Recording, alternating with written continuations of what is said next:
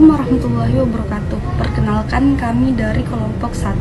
Jadi di sini materi yang akan kami bahas yaitu mengenai pengaruh COVID-19 terhadap pertumbuhan ekonomi. Tetapi sebelum itu, saya akan menjelaskan dulu latar belakang pengaruh COVID-19 terhadap pertumbuhan ekonomi. Seperti yang kita ketahui, COVID-19 banyak memberikan dampak yang negatif hampir di seluruh dunia, termasuk Indonesia. Tidak hanya dari sektor kesehatan saja yang terganggu, namun dari sektor lainnya seperti transportasi, pertanian, ekonomi, sosial, dan lain-lain. Pertumbuhan ekonomi selama masa pandemi terus mengalami penurunan mulai dari triwulan 2 hingga 2020. Sejak diumumkan wabah COVID-19 menjadi pandemi secara global oleh WHO, pemerintah telah melakukan berbagai upaya untuk mencegah penyebaran wabah tersebut. Dampak pandemi COVID-19 terhadap bidang ekonomi lebih terlihat jelas pada triwulan 2 hingga 2020. Pandemi ini mempengaruhi kehidupan ekonomi di tataran dunia, seakan tanpa ampun perekonomian global termasuk di Indonesia mengalami kebebasan dan akhirnya mengarah pada resesi ekonomi. Hal ini tidak menutup kemungkinan membuat fokus pemerintah yang awalnya akan membangun dan memakmurkan negara, kini menjadi teralihkan dengan memberantas dan mencari cara untuk penanggulangan atau untuk menanggulangi pandemi yang melanda. Baik, kita akan masuk ke dalam pembahasannya yang akan dibawakan oleh pemateri berikutnya. COVID-19 atau virus corona merupakan wabah penyakit menular yang tingkat penularannya begitu cepat dan menyerang seluruh usia hingga bisa menyebabkan kematian. Angka kematian karena virus ini sangatlah tinggi dan terus bertambah hingga saat ini. Wabah ini merupakan penyakit baru yang awal kemunculannya ditemukan di kota Wuhan, Cina pada bulan Desember 2019. Negara Indonesia mengkonfirmasi bahwa wabah virus COVID-19 telah masuk ke Indonesia pada 2 Maret 2020 dan pada 11 Maret 2020 pertama kali terkonfirmasi ada warga negara Indonesia yang meninggal dunia karena terinfeksi virus COVID-19. Pada minggu yang sama pula terkonfirmasi pasien 1 dan 3 sembuh dari COVID-19. Pasien tersebut diperbolehkan untuk keluar rumah sakit pada 13 Maret 2020 dan mereka dinyatakan pasien pertama yang berhasil disembuhkan dari COVID-19 di Indonesia. Virus dapat menyebar dari mulut atau hidung orang yang terinfeksi melalui partikel cairan kecil ketika orang tersebut batuk, bersin, berbicara, bernyanyi, atau bernapas. Partikel ini dapat berupa droplet yang lebih besar dari seluruh pernapasan hingga aerosol yang lebih kecil. Anda dapat tertular saat menghirup udara yang mengandung virus yang berada di dekat orang yang sudah terinfeksi COVID-19. Anda juga dapat tertular jika menyentuh mata, hidung, atau mulut setelah menyentuh permukaan benda yang terkontaminasi. Virus lebih mudah menyebar di dalam ruangan dan di tempat ramai. Virus corona umumnya ditemukan pada hewan seperti unta, ular, hewan ternak, kucing, dan kelelawar. Manusia dapat tertular virus apabila terdapat riwayat kontak dengan hewan tersebut, misalnya pada peternak atau pedagang di pasar hewan. Namun, adanya ledakan jumlah kasus di Wuhan, Cina menunjukkan bahwa coronavirus dapat ditularkan dari manusia ke manusia. Virus bisa ditularkan lewat droplet, yaitu partikel air yang berukuran sangat kecil dan biasanya keluar saat batuk atau bersin. Apabila droplet tersebut terhirup atau mengenai lapisan kornea mata, seseorang beresiko untuk tertular penyakit ini. Meski semua orang dapat terinfeksi virus corona, mereka yang lanjut usia, memiliki penyakit kronis dan memiliki daya tahan tubuh rendah lebih rentan mengalami infeksi ini seperti komplikasinya. Saya akan membacakan bagian B, yaitu pertumbuhan ekonomi Indonesia pasca pandemi COVID-19. sejak status pandemi diumumkan oleh WHO berdampak pada pertumbuhan ekonomi di Indonesia yang mengalami penurunan. Dampak pandemi COVID-19 dirasakan oleh berbagai lapisan masyarakat tanpa memandang status sosial. Metode yang digunakan dalam penelitian ini adalah metode deskriptif, kualitatif, data dan sumber data melalui literatur seperti berita, buku, dan jurnal terlebih dahulu. Hasil yang ditemukan adalah pertumbuhan ekonomi di Indonesia sangat lemah akibat adanya pandemi COVID-19, di mana pada tahun 2019 pertumbuhan ekonomi sebesar 5,2%, namun sejak pandemi, tahun 2020 mengalami penurunan menjadi 2,97%. Hal ini disebabkan oleh beberapa faktor sebagai pemberlakuan PSBB, melemahnya daya konsumtif masyarakat, dan terjadinya PHK besar-besaran karena perusahaan mengalami kerugian di masa pandemi. Pemerintah telah merencanakan solusi dan berbagai program untuk mengatasi dampak ekonomi dari pandemi COVID-19, seperti pemberian dana bantuan dalam beberapa kategori, peningkatan belanja negara yang ditunjukkan untuk usaha menengah ke bawah. Kondisi perekonomian di Indonesia pasca pandemi. Pertama, kondisi perekonomian di negara-negara tertentu akibat COVID-19. Dampak yang terlihat dari adanya COVID-19 tidak hanya mempengaruhi kesehatan masyarakat, tetapi turut mempengaruhi perekonomian di berbagai negara. Bahkan saat ini, perekonomian dunia mengalami tekanan berat yang diakibatkan oleh virus tersebut. Perekonomian dunia pada negara-negara tertentu seperti Indonesia, Amerika Serikat, Jepang, Korea Selatan, Hong Kong, Uni Eropa, Singapura, dan beberapa negara lain mengalami pertumbuhan ekonomi negatif pada triwulan 1 dan 2 di tahun 2020. Pandemi COVID-19 menimbulkan efek negatif dari kesehatan ke masalah sosial dan berlanjut ke ekonomi negara. Kedua, data perekonomian di Indonesia tahun 2020. Indonesia dihadapkan dengan banyak masalah terkait aspek ekonomi akibat dari COVID-19. Ekonomi di Indonesia pada tahun 2020 diperkirakan tumbuh negatif. Angka pengangguran dan kemiskinan meningkat. Berdasarkan penghitungan year on year, pertumbuhan ekonomi pada triwulan pertama tahun 2020 menunjukkan adanya pelemahan dengan hanya mencapai 2,97% dibandingkan mencapai triwulan pertama tahun 2019 yang sebesar 5,07%. Data pada triwulan kedua juga kurang bersahabat dengan menunjukkan kemunduran yang dalam sebesar minus 5,32%, terburuk sejak tahun 1999. Data pada triwulan ketiga mengalami kontraksi pertumbuhan sebesar 3,49%, sedangkan pada triwulan keempat mengalami kontraksi pertumbuhan sebesar 2,19%. Dampak dari menurunnya persentase ekonomi di Indonesia, salah satunya adalah peningkatan angka pengangguran dan pendudukan miskin yang disebabkan karena PHK selama masa pandemi COVID-19. Ketiga, kondisi perekonomian di Indonesia, keputusan pemerintahan yang merupakan perbatasan sosial berskala besar di beberapa daerah sejak April 2020 berdampak luas dalam proses produksi, distribusi, dan kegiatan operasional lainnya.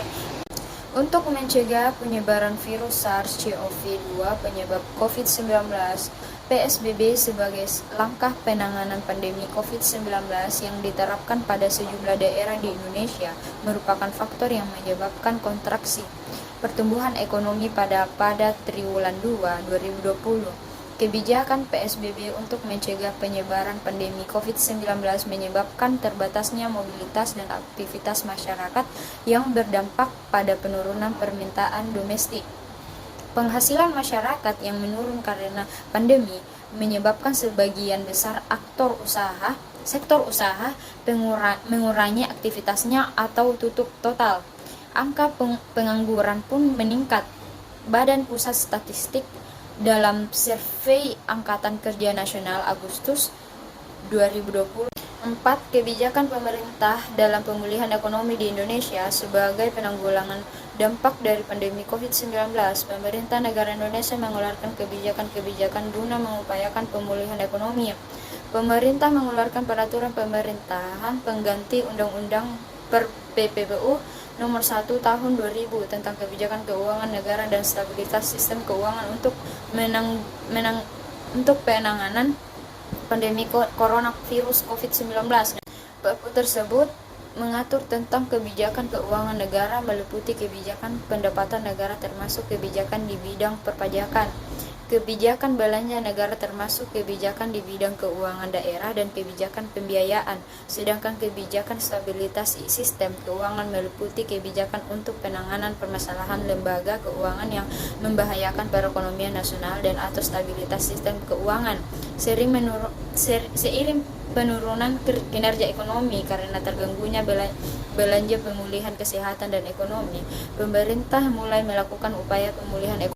Kelima, strategi kebijakan pemulihan ekonomi nasional atau PEN, pemerintah daerah Indonesia mempunyai peran strategis dalam mendorong percepatan dan efektivitas pemulihan ekonomi nasional. Pemerintah membentuk 3 kebijakan yang akan dilakukan diantaranya meningkatkan konsumsi dalam negeri, meningkatkan aktivitas dunia usaha, serta menjaga stabilitas ekonomi dan ekspansi moneter. Bank Indonesia menjaga stabilitas nilai tukar rupiah, menurunkan suku bunga, melakukan pembelian surat berharga negara, dan stabilitas makroekonomi dan sistem keuangan. Penurunan suku bunga guna meningkatkan likuiditas keuangan untuk mendorong aktivitas dunia usaha. Berbagai fenomena yang terjadi di bidang ekonomi selama pandemi. Pandemi membawa dampak yang begitu besar dalam dunia perekonomian masyarakat. Selama pandemi ini terjadi, keadaan ekonomi masyarakat di Indonesia tentu mengalami berbagai perubahan yang signifikan. Hal ini tentu menimbulkan berbagai fenomena baru dalam kehidupan sehari-hari. Beberapa fenomena yang terjadi dalam bidang ekonomi selama pandemi ini berlangsung antara lain sebagai berikut. 1. Peningkatan jumlah pengangguran. 2. Pergeseran pola kerja selama pandemi. 3. Bertambahnya sistem alih-daya dan pekerja kontrak. 4. Perubahan pola konsumsi masyarakat menengah atas. Dampak-dampak COVID-19 terhadap perekonomian. Dampak yang pertama yang sangat terasa dan mudah sekali dilihat adalah melemahnya konsumsi rumah tangga atau melemahnya daya beli masyarakat secara luas. Hingga saat ini, masyarakat mengalami penurunan daya beli yang sangat signifikan. PPKM yang terus berkelanjutan dengan berbagai aturan pengetatan menghambat masyarakat untuk beraktivitas ekonomi. Regulasi pengetatan di berbagai sektor dari aturan PPKM memberikan pengaruh terhadap naik turunnya sektor ekonomi. Pemerintah pusat dan pemerintah daerah diharapkan mampu memberikan terobosan untuk dapat memberikan solusi agar kemampuan daya beli masyarakat tetap dapat bertahan. Dampak kedua yang sangat terlihat di DIY sebagai bagian tidak terpisahkan dari ekonomi nasional adalah menurunnya angka investasi di berbagai sektor usaha. Ketidakpastian akibat pandemi mengakibatkan banyak masyarakat ragu untuk memulai investasi. Pengusaha pun demikian. Ada keraguan apakah investasi yang dilakukan sesuai dengan kondisi dan kebutuhan masyarakat. Keraguan berinvestasi mengakibatkan dunia usaha tidak bergerak seperti yang diharapkan. Investasi di sektor pariwisata, hiburan, seni budaya, travel, transportasi, kuliner yang dahulu cukup ramai diminati. Pergerakan di berbagai destinasi wisata, sebagai contoh kecil runtuhnya investasi usaha di kala pandemik. Dampak ketiga adalah pelemahan ekonomi daerah dan nasional. Penurunan penerimaan pajak, perlambatan pertumbuhan ekonomi menjadi tantangan bagi pemerintah daerah dan nasional di kala pandemi. Tekanan penerimaan sektor pajak mempengaruhi pendapatan yang diterima pemerintahan sehingga cukup menghambat penandaan program yang sudah direncanakan. Adanya relokasi anggaran dan refocusing anggaran selain didasari adanya tekanan pendapatan yang tidak sesuai dengan proyeksi sebelumnya. Dampak keempat adalah pergeseran pola bisnis dan penerapan bisnis model yang tidak biasa, pembatasan akses mobilisasi masyarakat untuk bertemu dalam berbagai kegiatan termasuk di dalam kegiatan bisnis atau ekonomi, mengakibatkan tumbuhnya pergeseran bisnis model yang ada saat ini. Shifting ekonomi konvensional yang dahulu diprediksi masih membutuhkan waktu untuk implementasi di masyarakat. Ternyata dalam kondisi seperti ini, semua pihak dituntut untuk beradaptasi dengan bisnis model yang baru. Dampak kelima yang cukup signifikan adalah pemanfaatan teknologi informasi dan komunikasi. Pandemi COVID-19 mendorong semua orang untuk tidak lagi beraktivitas secara konvensional. Pembatasan pertemuan, pembatasan aktivitas berkerumun menjadi pemicu perlu adanya inovasi dengan pemanfaatan teknologi. Teknologi informasi dan komunikasi menjadi jembatan bagi pihak untuk terus dapat bertahan dalam berbagai kondisi. Adaptasi dan implementasi teknologi informasi dan komunikasi di sektor ekonomi sudah tidak bisa diharapkan. Langsung saja saya ingin membacakan materi tentang anggaran, perubahan anggaran pada situasi yang tidak stabil akibat pandemi.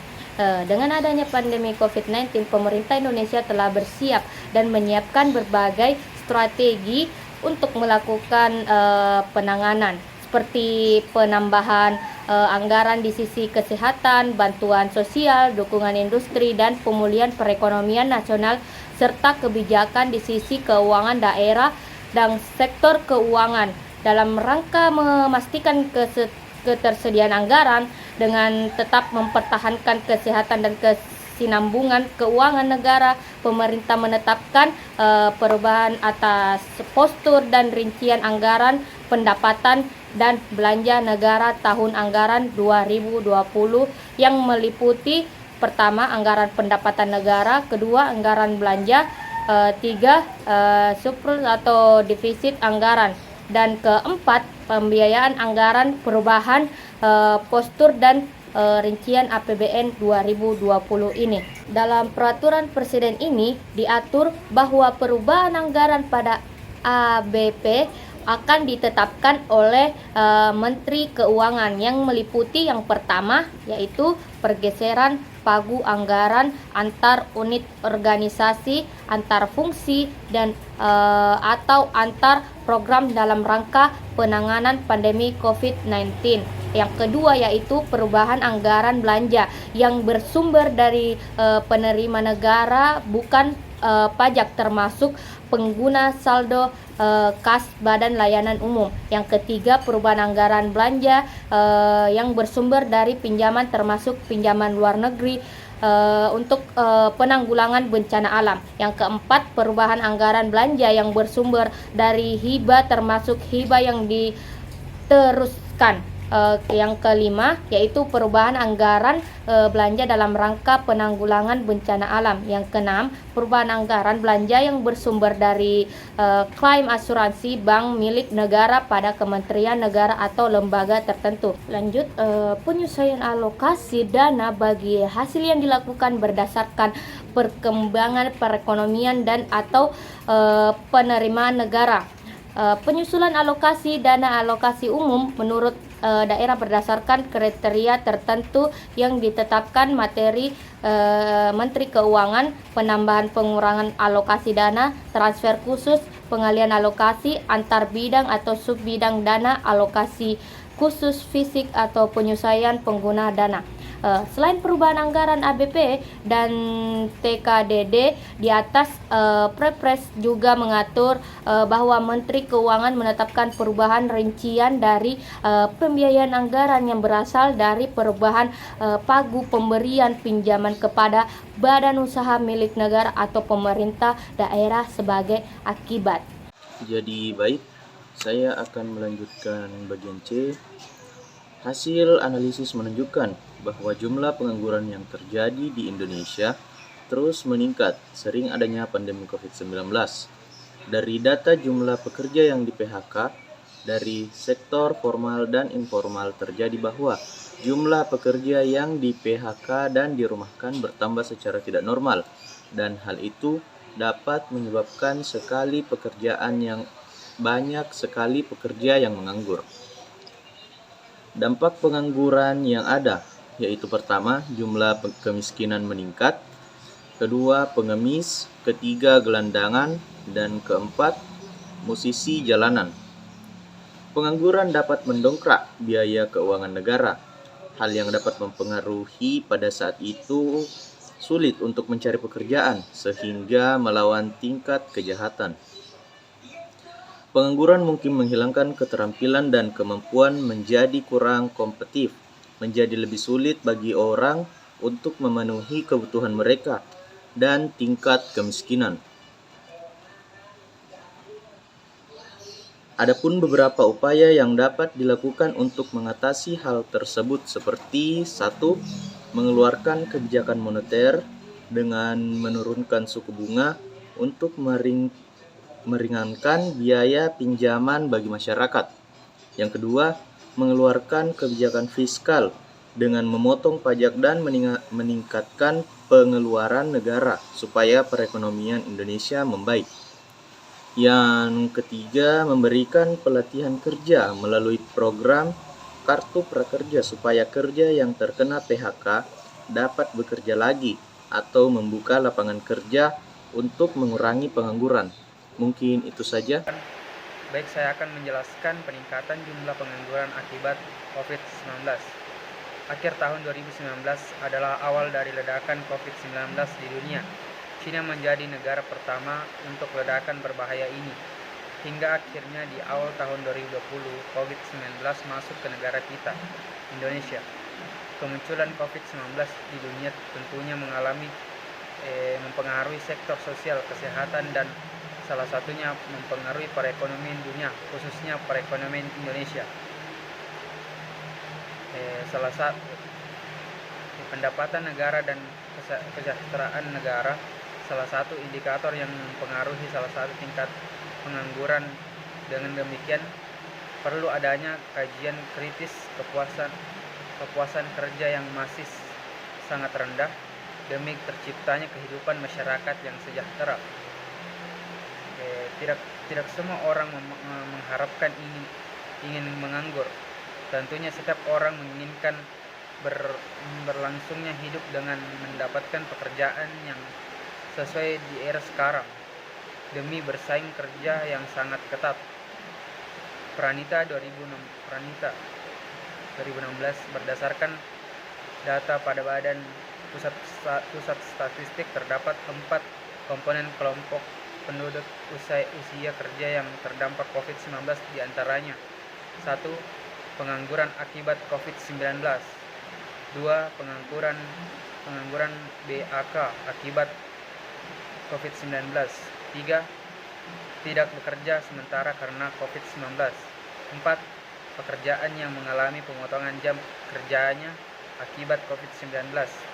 Kondisi 1 dan 2 mereka yang harus kehilangan pekerjaan karena COVID-19, sedangkan kondisi 3 dan 4 masih memiliki pekerjaan, hanya saja tetap terdampak kepada adanya COVID-19. Berdasarkan data pada Badan Pusat Statistik Penduduk Kerja yang terdampak COVID-19 pada bulan Februari 2021 jumlahnya 10,02 juta orang, turun hingga 34,41% menjadi 19,10 dibandingkan dengan bulan Agustus 2020. Penduduk usia kerja harus menganggur sejumlah 1,62 juta orang akibat COVID-19. 0,65 juta bukan angkatan kerja BAK akibat COVID-19. 1,11 juta harus rela kehilangan pekerjaannya. Sementara karena COVID-19 dan 15,72 juta pekerjaan mengalami pengurangan jam kerja akibat COVID-19.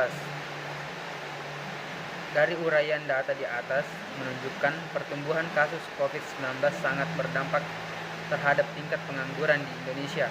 Walaupun data di atas menunjukkan penurunan angka pengangguran di Indonesia dari tahun 2020 sampai 2021 mengalami penurunan sebesar 34,41%, tetap pertumbuhan angka kasus COVID-19 mengalami penaikan pada pertengahan tahun 2021, menunjukkan pertumbuhan COVID-19 yang sangat signifikan yang akan terus keluar kebijakan baru yang akan dikeluarkan oleh pemerintah yang terdampak kepada perekonomian nasional.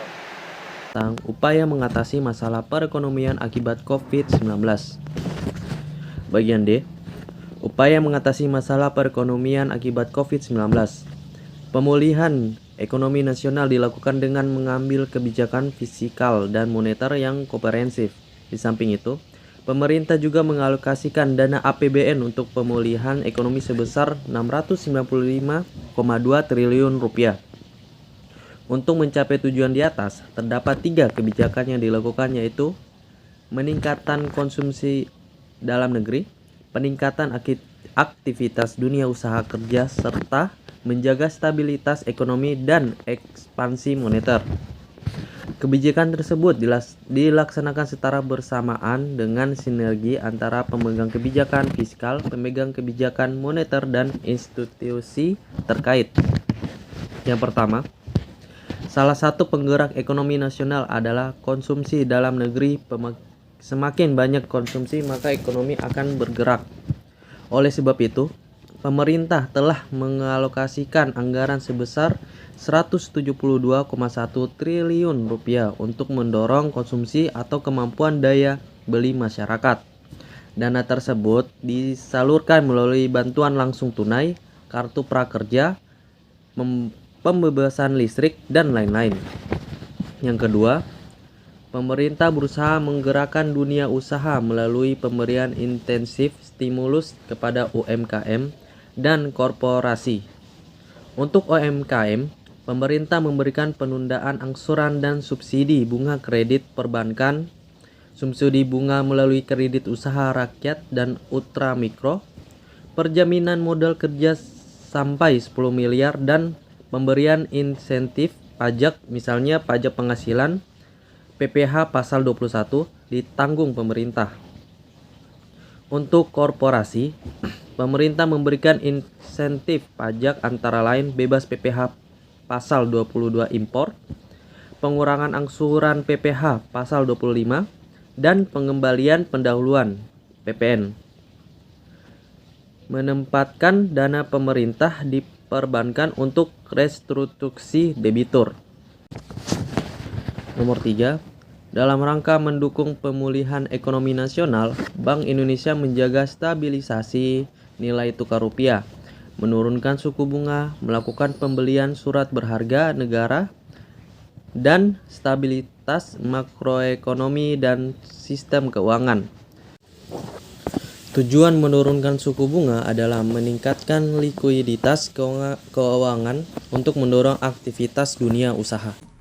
Upaya pemerintah dalam mengatasi masalah ekonomi. Pemerintahan selalu berupaya dengan maksimal dalam mengatasi setiap permasalahan yang muncul dalam masyarakat secara efektif, tidak terkecuali permasalahan yang muncul selama pandemi, khususnya masalah ekonomi. Siapapun tidak bisa menutup mata akan adanya masalah ekonomi yang muncul akibat pandemi tak kunjung usai ini. Demi menekankan masalah ekonomi yang ada, pemerintah melalui Kementerian Koperasi dalam Usaha Kecil Menengah atau UKM menerapkan program dan langkah mitigasi sesuai dengan perintah Presiden Joko Widodo. Menteri Koperasi dan Usaha Kecil Menengah atau UKM pun menyusun 9 program yang diharapkan mampu meminimalisir masalah ekonomi, yaitu 1. Stimulus daya beli produk UMKM dan koperasi. 2. Belanja di warung tetangga. 3. Program restrukturisasi dan subsidi suku bunga kredit usaha mikro. 4. Restrukturisasi kredit yang khusus bagi koperasi melalui LPDB KUMKM. 5. Program masker untuk semua masyarakat. 6. Memasukkan sektor mikro yang jumlah besar dan paling rentan terdampak COVID-19 dalam klaster penerimaan kartu prakerja untuk pekerja harian. 7. Bantuan langsung tunai. 8. Pelaksanaan pajak. 9. Pembelian produk UMKM oleh BUMN. Beberapa upaya yang dilakukan oleh pemerintah untuk menanggulangi masalah ekonomi yang terjadi saat pandemi lebih jelasnya sebagai berikut. 1. Menurunkan tarif listrik dan BBM. Lonjakan penurunan listrik selama pandemi tentunya berdampak besar pada jumlah tagihan listrik masyarakat. Bagi masyarakat yang berdampak pandemi, hal ini tentu akan sangat memberatkan kesejahteraan hidupnya. Untuk mengatasi masalah ini, pemerintah bersama PLN pun menurunkan tarif listrik guna menjaga daya beli akibat lambatnya perputaran roda ekonomi saat pandemi. 2. Relaksasi pajak. Relaksasi pajak penghasilan atau penghapusan PPh 21 selama 6 bulan atau pajak badan untuk industri, manufaktur atau pembebasan PPh impor 22 dan diskon PPh 25 sebesar 30% yang dilakukan pemerintah dinilai sangat tepat. 3. Penyaluran BLT. Adanya peningkatan angka kemiskinan tentu membuat daya beli masyarakat menurun. Demi mengatasi hal ini, pemerintah pun menyediakan program BLT bantuan langsung tunai kepada masyarakat yang mengalami pemutusan hubungan kerja hingga kehilangan pendapatan. 4. Kredit UMKM berbunga rendah. Selain memberikan relaksasi pajak, pemerintah juga memberikan relaksasi kredit UMKM. Bahkan pemerintah pun memberikan bantuan kredit berbunga rendah agar UMKM bangkit kembali. Pandemi memang memberikan dampak yang begitu besar tanpa pandang bulu. Berbagai lapisan masyarakat, mulai dari bawah hingga atas, semua pasti merasakan begitu dahsyatnya perubahan ekonomi yang terjadi dialami saat pandemi terjadi. Jika setiap orang tidak mempersiapkan diri dengan baik, maka keadaan keduanya mereka tentu tidak akan bisa pulih kembali. Untuk itu diperlukan kesadaran dan juga kewawasan yang luas guna mengatasi masalah ekonomi yang terjadi.